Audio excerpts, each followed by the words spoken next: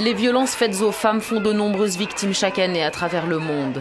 Un phénomène dramatique pourtant oublié, ignoré, voire parfois accepté.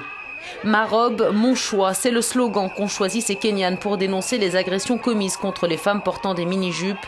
La semaine dernière, une de ces femmes s'est retrouvée entièrement nue après qu'on lui a arraché ses vêtements. Si cette agression est vivement condamnable, que dire de la condamnation de ses auteurs qui ont écopé d'une amende record de 1 euro.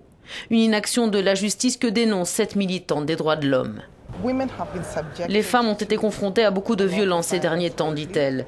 Pas seulement à des déshabillages, il y a eu aussi des agressions sexuelles, des viols, et on ne peut pas cacher ça derrière la façon de s'habiller, car des personnes de 80 ans, mais aussi des enfants de 7 ans ont été violés.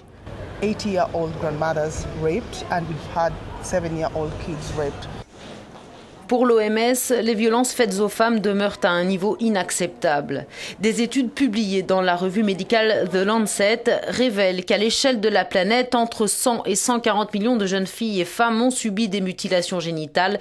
3 millions d'autres risquent d'en être victimes en Afrique dans l'année. 7% des femmes risquent d'être violées au cours de leur vie. Enfin, une femme sur 3 a déjà subi des violences conjugales. Cette Pakistanaise est l'une de ces nombreuses femmes anonymes victimes de la violence de leur mari.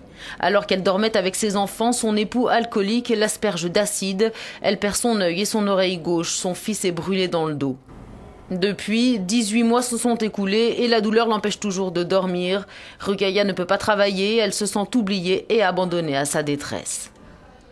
Aujourd'hui, dit-elle, je suis la victime d'une attaque à l'acide et demain, quelqu'un d'autre subira le même sort parce que la loi ne fait rien pour les gens pauvres comme nous. Elle n'aide que les riches. Les pauvres gens comme moi n'ont aucun espoir d'obtenir réparation.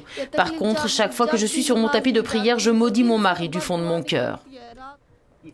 Souvent, ces violences se terminent par un décès, comme cela a été le cas récemment au Honduras. Miss Honduras et sa sœur ont été assassinées par le fiancé de cette dernière, simplement pour avoir dansé avec un autre homme.